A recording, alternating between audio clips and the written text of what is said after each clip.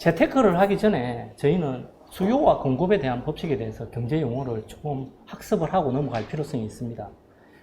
저희가 물건을 살 때 많은 양의 물건과 그 다음에 공급이라는 게 있죠. 그리고 이 물건을 사기 위해서 또 수요층이 있지 않습니까? 이런 부분에 대해서 기본적인 습득이 좀 필요합니다. 저희가 만약에 물건은 정상적으로 양은 항상 일정하다고 할 때, 공급의 곡선은 항상 일정하다고 할 때, 수요의 곡선 자체가, 수요가 사고자 하는 사람이 증가를 하면, 수요는 일정하고 공급이 축소되었을 때, 올라갔을 때 보면 프라이스 자체는 올라갑니다. 그런데 수요는 항상 일정하고 수요 곡선이요. 공급이 갑자기 증가를 해버렸다. 그러면 금액은 떨어지게 되어 있습니다. 그리고 저희가 공급은 항상 일정한데 수요가 내가 사고자 하는 사람이 갑자기 늘게 되면 이 또한 금액이 올라갑니다.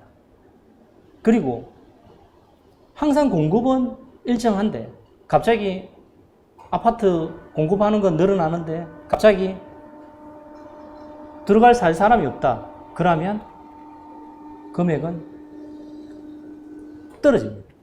이런 식으로 경제 용어도 저희가 잘 알고 어떤 원리로 경제가 돌아가는가를 잘 판단을 하고 학습을 해야지만 여러분의 소중한 돈을 잃지 않고 우리가 어떤 방향으로 투자할지에 대해서 판단할 수 있습니다. 그래서 기본적인 모든 경제 용어를 항상 조금씩 학습하고 공부해야 됩니다. 그래야지 여러분이 부자로 갈 수 있는 하나의 첫걸음이 됩니다. 어렵죠. 제가 탁겠어, 오늘. 빅데이터가 뭐야? 이걸 정의하는 사람은 별로 없어요. 전문가식 자기가 이게 빅데이터 관련한 사람이라면은, 뭐, 전문적인 지식을 가진 사람이라면 이 정의를 내리라면은 내릴 수 있죠. 여러 사람도 솔직히 정의를 갖다 알 필요는 없어요. 근데 단순한 개념만 들고 가자고. 빅데이터가 뭐야? 그냥 단순히 크다? 데이터, 자료잖아요. 자료들이에요. 그럼 큰 자료? 큰 데이터? 그냥, 그래 해석이 되죠, 그죠? 그리고 또 그냥 이렇게 우리가 생각해 보면은, 뭐 많다, 그죠? 많다는 느낌도 들어요.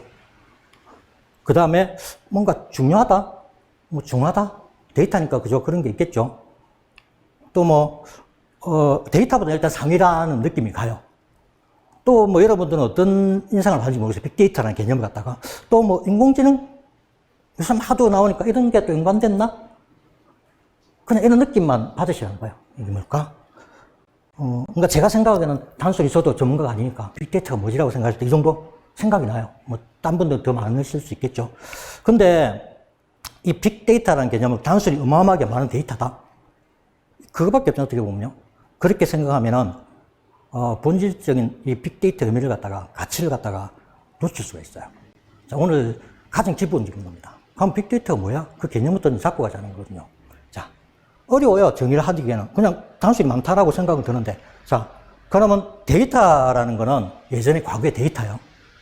정형화된 수치 자료 중심이었어요. 기록을 하고. 예전에, 예를 들어 컴퓨터 없는데도 데이터라는 게 존재를 했었어요. 기록을 하고. 예를 들어가지고, 옛날에도 우리가 월급 받고 하면 월급 장부 기록하죠, 그죠? 그래, 월급 얼마 나가는지 계산하죠, 그죠? 그 하나의 데이터잖아요. 이제 옛날에 데이터 개념은 그 정도였어요.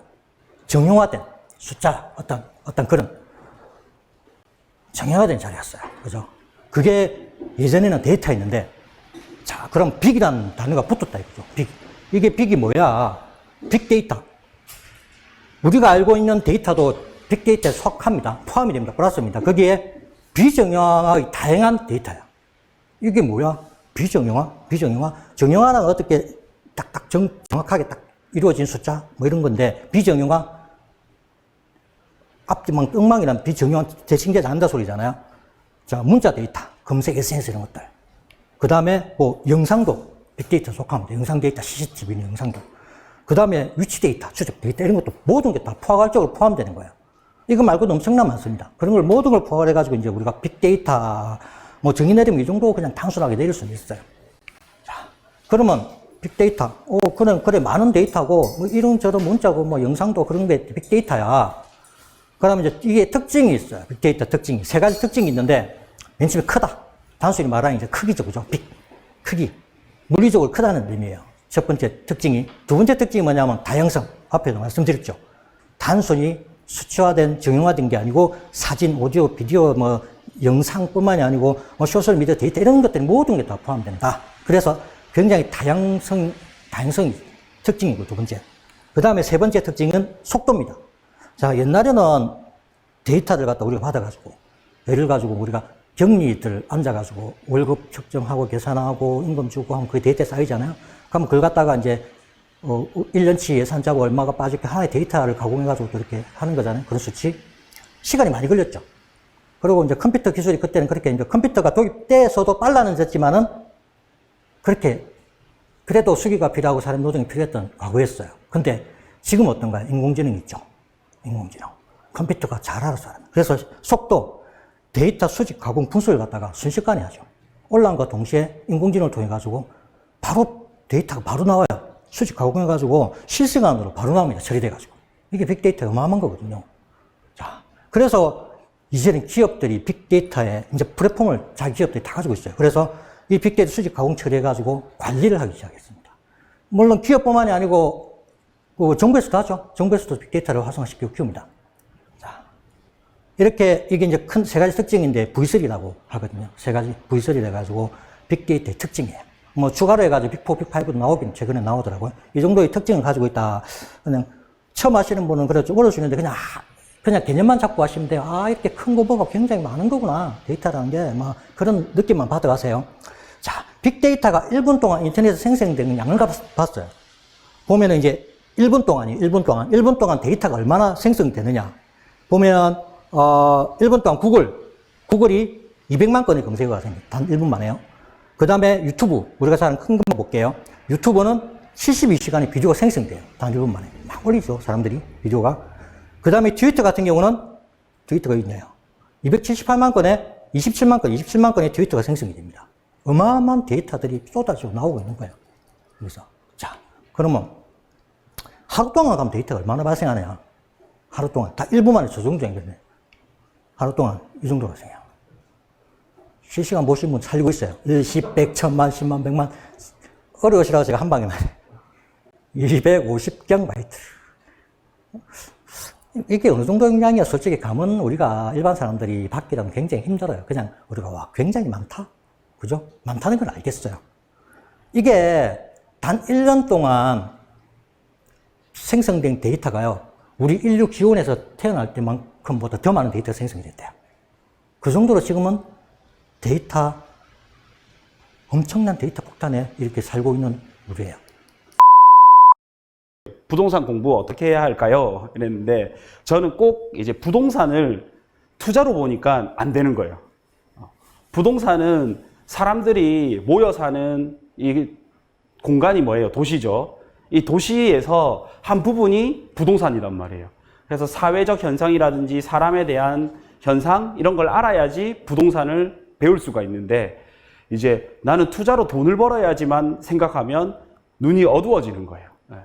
그래서 이제 도시를 먼저 배워라 이렇게 말씀드리고 싶고, 이제 서울의 마곡지구를 보면 제가 몇 차례 보여드렸던 건데 서울의 이제 신도시예요. 이게 강서구 쪽에 있는 신도시고, 신도시를 보면 여기 이제 1단지부터 쭉 여러 단지가 들어왔는데 요 7단지 있죠. 7단지가 거의 이제 대장급의 단지거든요. 왜냐하면 W역을 끼고 있고 공원 있고 또 이렇게 보면 여기 공원도 있죠. 다음 요 밑에 잘렸지만 초등학교도 있어요. 그래서 W역세권에다가 초등학교도 있고 공원도 있으니까 7단지를 가장 많이 선호한단 말이에요. 그리고 보면 이제 이름이 좀 약한, 브랜드가 좀 약한 마곡나루 경남아파트가 있고 신한아파트가 있어요. 가격을 보면 약 반값 정도밖에 안 돼요. 우리 사람들은 우리 집보다 비싼 아파트는 잘 기억을 해요. 저기로 가고 싶으니까. 근데 우리 집보다 확 싼 아파트 있죠. 기억을 잘 못해요. 이게 이제 부동산 가격에 또 영향을 미치는 거예요. 어쨌든 보면 마곡 엠벨리 7단지가 가격이 많이 올랐을까요? 브랜드가 약한 마곡나루 경남 아파트나 신암 아파트가 가격이 많이 올랐을까요? 경남? 네. 그래서 사람들이 흔히들 많이 생각하시는 거는 7단지가 많이 올랐을 것이다. 대장 아파트니까. 이렇게 생각을 하시거든요.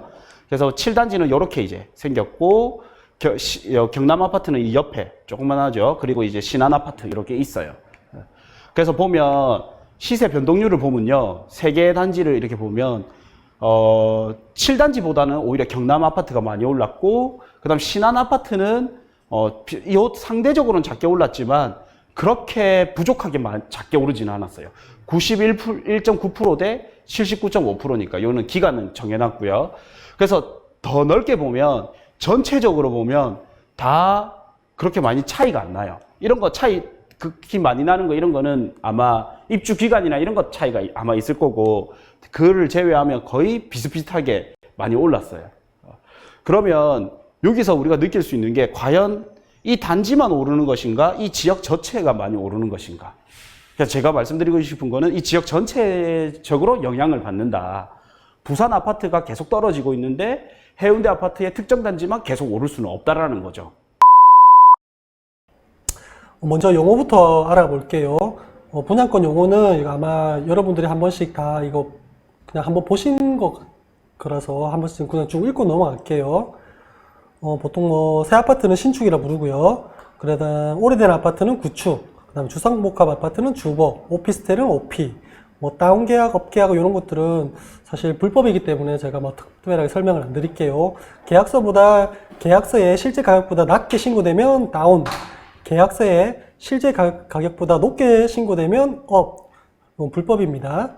그 다음에 몬테크는 실제로 거주를 이제 오를 때까지 버티는 것을 이제 몬테크를 하고요. 그 다음에 역 인근에 있는 아파트를 역세권이라고 합니다. 그 다음에 숲인근 자연 친화적인 아파트를 숲세권이라고 하고요. 학교거나 이제 학원가가 밀집되어 있는 아파트를 이제 학세권이라고 부릅니다. 그리고 단지 내 초등학교를 품고 있는 아파트를 조품화라고 하고요. 그 다음에 이제 쇼핑몰 인근에 있는 아파트를 몰세권 혹은 백세권이라고 합니다. 그 다음에 스타벅스가 인근에 있다면 스세권, 맥도날드가 인근에 있다면 맥세권, 그 다음에 병원이 가까이 있다면 의세권이라고 불리고요. 그리고 편의시설이 이제 슬리퍼 신고 가까이 이용할 정도로 이제 가까이 있다면 이제 슬세권이라고 이렇게 부르거든요. 이런 것들은 그냥 흔히 우리가 이제 합성어, 파생어 이렇게 만든 거기 때문에 그냥 우리가 이제 이렇게 줄임말이라든지 이렇게 만든 거예요. 그냥 참고하시면 되고요. 이제 분양권과 관련된 이제 용어 중에 특공이라는 게 있어요. 요거는 이제 특별 공급을 일컫는 거고요. 그 다음에 일반 분양은 1분이라고 부르고, 당첨자 발표는 당발, 예비 당첨은 예당, 중도금 대출은 중대, 그 다음에 주택담보대출은 주담대라고 부르고요. 흔히 말하는 프리미엄을 P라고 부릅니다. 그리고 초반 프리미엄을 그냥 초피, 프리미엄 없으면 이제 무피, 마이너스 프리미엄이면 마피 이렇게 돼 있어요. 근데 이제 플러스 프리미엄은 뭘까요? 그냥 일반적인 프리미엄을 플러스 프리미엄을 이제 일반 P라고 부릅니다. 그리고 주택이 공급되는 지역을 이제 당해라고 하기도 하고요. 그 다음에 동호수 발표 전 특별 공급에 당첨된 분양권을 이제 물딱지라고 이렇게 부릅니다. 그냥 이 용어는 우리가 그냥 한 번씩 들어본 거기 때문에 한 번씩 그냥 쑥 훑어보면 될 것 같아요. 그리고 이 RR이라고 이렇게 나와 있는데 이것은 로얄의 이제 이니셜이고, 흔히 말하면 R이 두 개 있으면 로얄동, 로얄층을 얘기합니다. 그럼 세 개는 로얄동, 로얄층, 로얄라인. 그리고 RROV라고 되어 있는데 발음 좀 괜찮았죠? 이렇게 OV는 뭐냐면 이제 오션 뷰를 이렇게 얘기하는 거고요. LV는 뭐냐면 이제 레이크 뷰. 그 다음에 RV는 리버 뷰라고 해요. 요즘은 이제 예전과 다르게 조망권 아파트를 굉장히 좀 선호하는 시대가 되었잖아요. 그래서 이렇게 오션, 바다가 보이는 오션 뷰, 그 다음에 강이 보이는 레이크 뷰, 호수 뷰, 이런 것들을 이제 좀 줄여서 이렇게 부르기도 합니다. 그리고 이제 못난이 같은 경우는 좋지 않은 단지, 동, 층, 라인, 이 전부를 통틀어서 그냥 못난이라고 이렇게 부르고 있고요. 그 다음에 모델하우스는 모하라고 이렇게 줄여서 부르고, 자서는 우리가 보통 이제 대출이나 이런 거 할 때 서명을 많이 하잖아요. 자기 서명을 할 때 자서한다 이렇게 부르거든요. 그리고 줍줍은 이제 미계약 미분양의 자녀 세대를 이제 일컫는 얘기고요. 영끌은 이제 영혼까지 끌어모아서 투자한다 해서 이제 영끌이라고 합니다. 그 다음에 뭐 떴다방은 이동식 불법 중개업소를 이제 떴다방이라고 부릅니다. 우리 보통 이제 모델하우스 이런 데 가면 이제 아주머니들이 이렇게 명함 같은 거 막 잔뜩 이렇게 지어주죠. 이제 그런 분들 이제 당첨 몇 동 몇 호에 됐니? 그 다음에 뭐 팔 거니? 이렇게 물어보잖아요. 네, 이런 분들을 이제 떴다방 아줌마들 이렇게 부르거든요. 이것도 불법입니다. 야장은 이제 당첨자 발표일에 열리는 장, 이래서 야장이라고 부르고요. 사전 점검은 이제 준공전 입주 예정자들이 집 상태를 이제 점검하는데 보통 이제 입주하기 한 2, 3개월 전에 사전 점검을 이제 한다고 이렇게 안내가 온단 말이에요. 그때 입주 예정자들은 가서 사전 점검을 합니다. 그리고 요거는 이제 사자성어를 이제 조금 이렇게 만드는 이제 그런 용어인데, 청피무사. 청약은 무슨 피 주고 그냥 사. 이런 용어고요. 준무피사. 줍주 무슨 그냥 피 주고 사. 그 다음에 선당 후곰. 일단 당첨되고 나서 나중에 고민하자. 이런 그런 뜻이고요. 다다익등. 등기는 많을수록 좋다. 그 다음에 거거익평. 아파트 평수는 넓을수록 좋다라는 그런 뜻이고요. 타고판저. 타고판저는 이제 타워형 고층은 판상형 저층을 이긴다. 이거 사실 옛날 말이거든요. 예전에는 이제 판상형이 이제 주를 이루는 아파트 시절 때는 타워형보다는 판상형이 가격이 좀 더 비쌌어요. 근데 요즘은 이제 조망이라든지 특별한 이렇게 외관 설계 이런 것들이 아파트가 좀 많다 보니까 사실 타워형 아파트가 비싼 게 좀 많아요. 요즘은 판상형보다. 그래서 이거는 옛날 말이긴데 한데 이런 것들이 있다. 이런 거 좀 아시면 될 것 같고, 대팔대사. 그냥 대충 팔고 대충 사.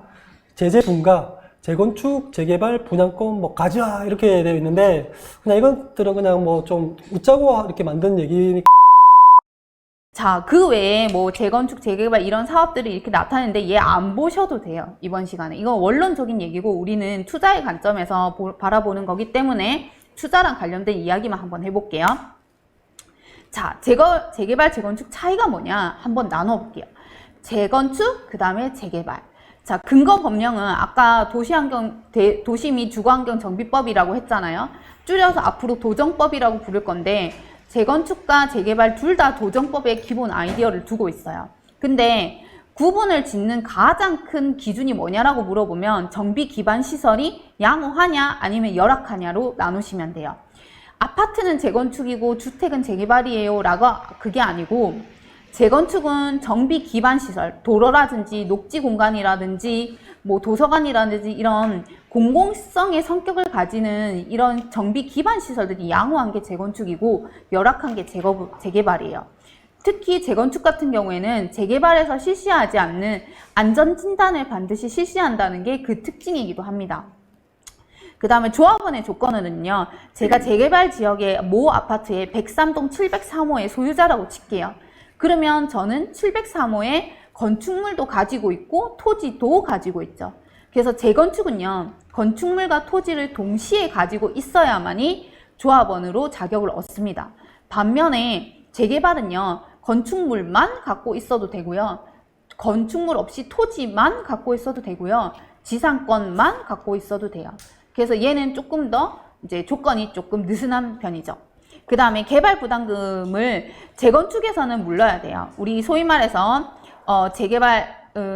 재건축 초과이익 환수제라고 하죠. 그래서 줄여서 재초안이라고 부를 거고요. 이러한 개발 부담금이 있고 재개발은 개발 부담금이 따로 없어요. 그 다음에 현금 청산자는 나는 굳이 새 아파트를 받지 않을래요 라고 손드시는 분들이 현금 청산자라고 부를 건데요. 재건축은 상대적으로 나는 조합원이 안 될래요 라고 손드시는 사람들의 비율이 상대적으로 적습니다. 하지만 재개발은 상대적으로 그러한 사람들의 비율이 많아요. 몇 퍼센트 정도 되게요? 10에서 20% 정도 된다라고 통상적으로 잡으시면 돼요. 이러한 사람들이 많은 이유는 다음 페이지에 넘어가면 있어요. 자, 앞에 페이지에 있네요. 자, 왜 이러냐 하면 재건축은요, 보통 정비 기반 시설이 양호하니까 보통은 아파트가 재건축이 많이 되잖아요. 그럼 그 해당 아파트의 주거 형태는 거의 비슷해요.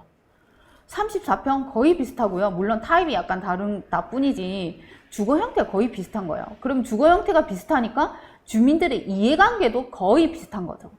하지만 재개발은 달라요. 주거 형태가 다 다릅니다. 누구는 원룸에 살고 있고요. 누구는 그 꼬마 상가를 가지고 있는 분이고요. 누구는 쓰러져 가는 단독주택의 소유자고요. 누구는 또 꽤 애법 금액이 큰 빌딩에 약간 큰 건물의 또 소유자일 수도 있어요. 그래서 주거 형태가 다 다르다 보니까 이들의 이해관계가 다르고요. 누구는 재개발에 찬성을 하지만 누구는 재개발에 찬성을 하지 않게 되는 현상이 나타납니다. 그래서 그 사람들이 현금 청산자의 손을 드시게 되는 거죠. 자, 그런 사람들을 위해서 재개발에서는 보상비를 내줍니다. 재건축에서는 보상비를 내주지 않아요.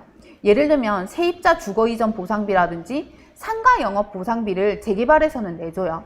상가 영업 보상비 같은 경우에는 내가 만약에 상가 건물주예요. 근데 이 지역이 내 상가가 속해 있는 이 지역이 재개발이 됨으로 인해서 공사를 하게 되니까 나는 그 기간 동안에 월세를 못 받아먹고 장사를 할 수가 없는 거예요. 그래서 마이너스가 발생을 했겠죠. 그것에 대해서 건설사가 상가 영업 보상비를 주는 거예요. 그리고 기부 체납이라고 있는데요. 재건축은 기부 체납 비율이 상대적으로 적고요. 재개발은 기부 체납 비율이 상대적으로 많습니다. 그 이유는 뭐냐면 재개발은 아까 전에 제가 정비 기반 시설이 열악하다라고 말씀을 드렸잖아요. 그 열악한 거를 보완하고 복구하고 유지하고 관리하고 수리하는 그 주체가 바로 국가예요. 근데 국가가 할 일을 민간 건설사가 나서서 대신 해주는 거예요. 그럼 국가 입장에서는 고맙겠죠? 그래서 국가는 재개발에 대해서는 칼날을 좀 덜 세우고요. 재건축에 대해서는 조금 깐깐하게 여러 가지 규제를 하는 경향이 있어요. 그렇다 보니까 국가 입장에서는 이 고마운 현상에 대해서 혜택을 좀 줍니다. 뭐냐 하면 재개발 지역에는 용적률을 높여준다든지 여러 가지 조금 혜택을 조금 줄 거예요. 하지만 민간 건설사는 그에 대한 보상으로 국가한테 기부 체납을 재건축보다는 조금 더 해야 돼요. 예를 들면 재건축은 노후된 그 해당 아파트만 뚝딱뚝딱 건설을 하면 되는데 재개발은 그게 아니고 그 뚝딱뚝딱 하는 거 건물 옆에 있는 도로가 너무 좁아요. 그럼 도로 폭도 넓혀야 되고요. 녹지 공간이 너무 좁아요 하면 녹지도 넓혀야 돼요. 그래서 기부 체납 비율이 상대적으로 많게 되는 건데 기부 체납은 누구의 땅으로 하게 될까요? 기존 조합원들 땅으로 기부 체납을 하겠죠. 조합원들이 연식은 오래됐어도 그 연식 오래된 그 건축물 아래 땅을 깔고 있어요. 그 땅들이 다 돈덩어리고 그 땅들을 조금씩 n분의 1로 나눠서 기부 체납을 국가한테 하는 거고 기부 체납이 많아질수록 수익률은 조합원 입장에서 줄어들게 되는 거죠. 근데 또 차이점이 뭐냐면 재건축은 상대적으로 실투자금이 조금 커요. 하지만 재개발은 물건을 잘 찾는다고 하면 레버리지 효과라든지 이런 실투자금이 조금 재건축보다는 작게 드는 거를 주변 사례에서 많이 찾아볼 수 있어요. 아까 말씀드렸다시피 재개발은 이해관계가 다양하기 때문에 사업의 분석과 예측, 예상, 내가 뭔가 이 사업에 들어가야 되겠다라는 판단을 하기가 사실은 좀 복잡합니다. 하지만 재건축은 단순하죠. 상대적으로 재개발에 비해서. 그렇다 보니까 투자자들이 여기에 더 많이 몰리고 리스크가 없기 때문에 P가 일찍 형성되고 그래서 투자금이 더 드는 거예요. 재개발은 사업이 엎어지기도 하고 진행될 것 같다가도 중단이 되는 경우가 비일비재합니다. 왜? 이해관계가 복잡하니까요. 그럼 이게 복잡하니까 리스크를 깔고 있고 그런 만큼 P가 늦게 형성이 되는 거예요. 그래서 실제 투자금이 좀 나중에 들어가게 되는 거예요. 적게 들어가게 되는 거예요. 자, 설명드렸다시피 사업의 원활함은 재건축이 상대적으로 쉽고 재개발이 상대적으로 어려운 경향이 있습니다.